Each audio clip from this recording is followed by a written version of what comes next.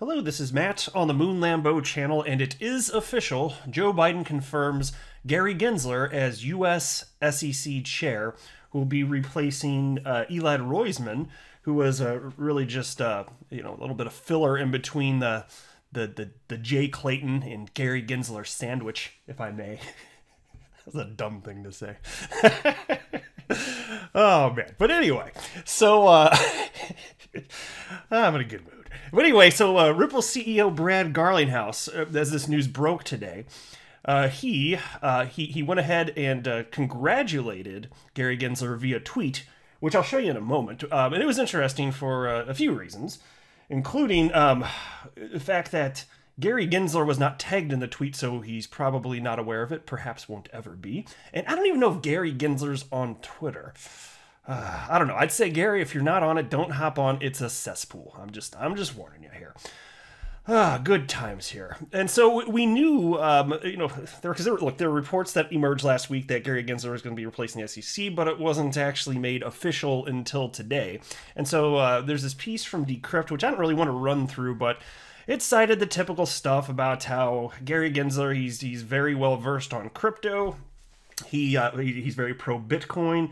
And then they go on to cite how Gary Gensler in 2018 had cited that he believes that XRP is a security. And they highlighted Jake Chervinsky, who is a pretty well-known lawyer in the world of crypto. And they highlighted a tweet from Jake Chervinsky on this topic, January 12th, 2021. And where he said, referencing Gary, he also went on record in 2018 saying there's a strong case that XRP is a security, signaling no shift on that issue. And that tweet has never really made sense to me, because how does a tweet that's 3 years old signal no shift currently? It's never made a lick of sense to me. But let's go ahead and take a look at this. So here's a tweet from Brad Garlinghouse. He wrote, "Congrats to Gary Gensler. We're ready to work with Securities and Exchange Commission leadership and the broader Biden administration to chart a path forward for blockchain and crypto innovation in the U.S."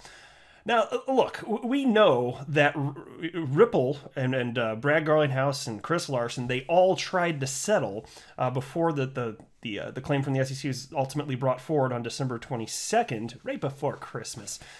It obviously that did not pass. I mean, here you can see this article. Like, Brad Garlinghouse has been quite public about this. And so here's an article from January 8th. Ripple tried to settle with SEC before lawsuit without success. After the securities lawsuit by the U.S. Securities and Exchange Commission and the original statement by Ripple became known, it was initially quiet in both camps. However, Ripple CEO Brad Garlinghouse and General Counsel Stuart Alderoty have now broken the silence and answered a few questions about the SEC lawsuit via Twitter. Garlinghouse wrote that he would not litigate the SEC's unproven allegations on Twitter because, as you can imagine, there are new considerations to what can/should be said publicly after the litigation process starts. However, he said he wanted to address 5 key issues, and I just wanted to go through a couple of these quotes here to make sure everybody's caught up to speed. And then we'll get into what this might potentially mean moving forward. But among them was why Ripple did not settle with the SEC in advance. In a tweet, Garlinghouse referred to Ripple's attempt to settle the lawsuit. And here's a quote from Brad Garlinghouse. "Can't get into specifics, but no, we tried. And will continue to try with the new administration to resolve this in a way so the XRP community can continue innovating, consumers are protected, and orderly markets are preserved." And so, look, it's not surprising that they're viewing an administration change as positive, because clearly they were not getting what they wanted with Jay Clayton and the rest of the crew. And so from that perspective, I mean, I don't suppose it's going to get worse than it already was. The claim's already been brought forward here. And so, as far as Brad Garlinghouse tweeting this nice little thing out, well, I'll tell you what, you can call me a shovel, because I dig it. But what do you think he was gonna say? Like the news comes out, and then Brad Garlinghouse is like, "Hey Gary, you can suck it, bitch." Like, he's not gonna be like that. He's behaving in a cordial adult manner, which is to be expected, and this is in line with what we had already come to expect from Ripple. Their approach is to try and maintain good relationships. And if there's any possibility with this new crew coming in to reach a settlement, that's what they're going for. Like that, they don't want to go to court. You realize that, right? Of course, Ripple does not actually want to go to court here. I mean, you could even see back to this is from the Ripple's Insight series. It's their blog series here. December 29th, 2020, our statement on recent market participant activity. I'm not going to read the whole thing, except for the very tail end here. And so this little block here is just explaining, that they're not happy with, what happened with the SEC, and they're going to fight it, so on and so forth. But then at the end, they had this positive note, and so this is in line with what we have come to expect from Ripple and the executives at Ripple. And so here's what it states at the bottom. On a parallel note, we also look forward to working with all the commissioners and the SEC's new leadership once appointed. In all, the SEC chair, 6 of his directors from each SEC division, the SEC's chief economist, and the SEC's general counsel have now departed. Many left just last week. Our steadfast commitment to constructive regulatory engagement has not changed. So this is simply in line with that, and so it's adult behavior, and you should applaud that there.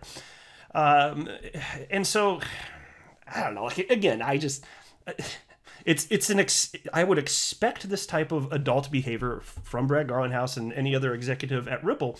But what is this actually going to help anything? I mean, it's a pleasantry, So it just indicates the route that they do want to go, which is they're trying to take the high road despite these many bogus claims against Ripple. In particular, just the idea that XRP today is a security. So does this functionally matter? No, I just think that it's a pleasantry, and we're just still going to have to sit tight and see what ultimately happens here, but it's not bad. So some people, I think, were reading into this. Like, I just see here that I was tagged along with some others in the XRP community by Firehouse Liquidity, who wrote, Brad Garlinghouse, don't get us excited for no reason. You wouldn't be so happy for Gary Gensler if you didn't know what's about to happen. Well, yeah, I'll say this. So there's all sorts of stuff happening behind the scenes that there's no way we're going to be privy to. But as far as some sort of imminent declaration of settlement, I mean, I don't think that's going to happen that quickly here. Like Gary Gensler, mind you, he hasn't even checked in yet, right? So it's going to take a while here. And ultimately, I do remain optimistic that given the changes that have occurred within the XRP ledger over the last few years in terms of decentralization and genuine adoption, I'm hoping that Gary is going to take a rational, logical approach and recognize that, yes, today XRP is not a security, even if they want to try and argue that it was in the past.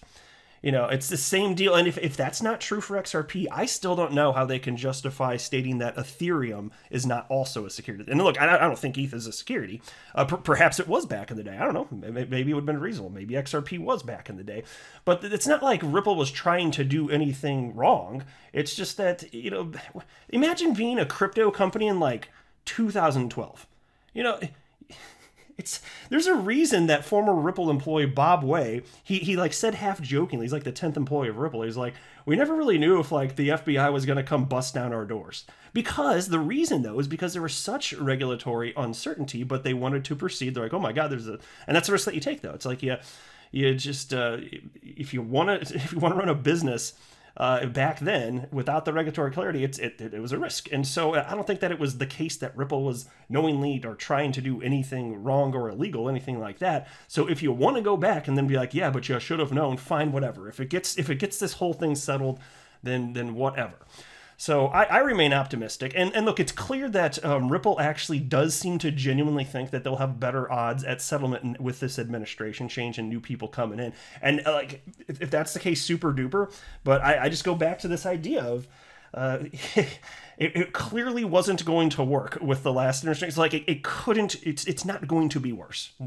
If anything, it could potentially be better moving forward. But I'm not going to be one of these people reading into this particular tweet as, oh my gosh, this is going really well. I don't know. I just think it's a pleasantry. I'm just saying here. Next here. So then there was this also from Crypto News Flash. Implication of future SEC chief in case against XRP and Bitcoin ETF. I think that, or maybe it was this one I wanted to pull up. Yeah, actually, I think it was this one. I apologize. Here we go. Yeah, this one's from the Daily Hodl. Report reveals how Ripple will defend itself and XRP against the U.S. Securities and Exchange Commission. And this is some of the stuff that I've been talking about on the channel over the last few days. But, you know, the strategy hasn't so much changed here. Let me go down a little bit lower here. Here we go. Ripple reportedly plans to spotlight its payment products that have nothing to do with XRP to show its business model is not dependent on a token. The company is also expected to make the case that the company was around for years before the creation of XRP and currently has healthy liquidity in the crypto markets that has nothing to do with Ripple. The company will reportedly make the case that the routine sale of its native asset are too small in comparison to XRP's overall trading volume.